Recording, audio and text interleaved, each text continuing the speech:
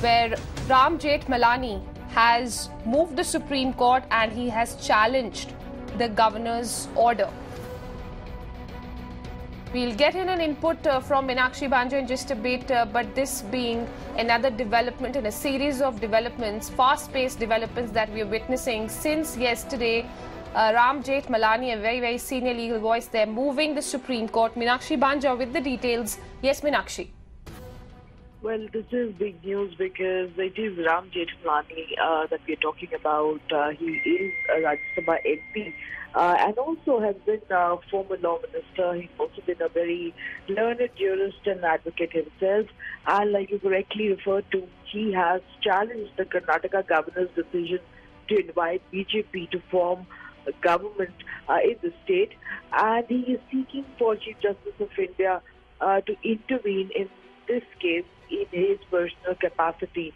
Alongside, Ram Jethmalani is also going on to say that it is a case of blatant and gross abuse of power by the governor, Vajubhai Wala, and has brought disgrace to the office of the governor by inviting BJP to form government in Karnataka. This is the opinion of Ram Jethmalani, and he has petitioned the Supreme Court, and his petition is adding might to an already pending petition which has been filed by the Congress JDS combine, which is going to come up again for hearing on Rishi as early as Friday, 10:30 a.m.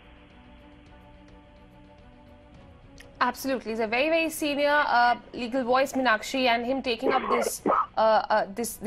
this up, and of course moving the Supreme Court does assumes immense significance at this point in time. As you mentioned, this will also add might to the already filed petition in the case, where we saw in a rare midnight hearing, of course, the swearing-in ceremony was refused to stay there, and we saw B.S. Yediyurappa there swearing in as the Chief Minister, Meenakshi. But of course, if we speak about the BJP, it's not completely off the hook yet, as the hearing resumes tomorrow, and it is up to the BJP now to show the numbers, to show the support of MLAs there, and that's going to take place tomorrow. But to what extent this particular development going to add more might to the already filed petition in the Supreme Court?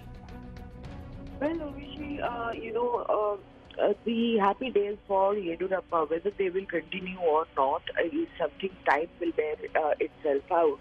It is certainly not an indication that just because the oath-taking ceremony has not been stayed today and Yediyurappa, in consultation with astrologers, has assumed charge, or rather has been given opportunity to prove majority on the floor of House, and the governor's action is something that will escape judicial scrutiny. No, that is not how it will work, Rishi. The Supreme Court has made it very clear and has brought into sharp focus, which was earlier missing, a point about the purported letter which Yediyurappa has given out to the governor. And as we saw earlier in the morning today from top jurists like Mr. P. Chidambaram, former finance minister, who had tweeted saying that this letter's criticality in the entire sequence of events cannot be diminished in any way, Rishi, because it will bring out the reality to the Supreme Court that even in the original letter, Yediyurappa himself is not claiming support of more than 104 MLAs. So how could the governor then go ahead and bypass the collective cumulative alliance numbers who had the majority figure, instead first give chance to Yediyurappa to stake claim at government formation? So there is going to be, great analysis, great examination, and the big question that Yediyurappa should now be concerned about is how long can he perhaps enjoy, and if at all he will be able to convince the Supreme Court that he is the rightful leader of the state of Karnataka. All right, Meenakshi Banjo, many thanks for getting us that update there. Ram Jethmalani there challenging governor's orders, moved the Supreme Court. That's the development that we're getting to you at this hour, but also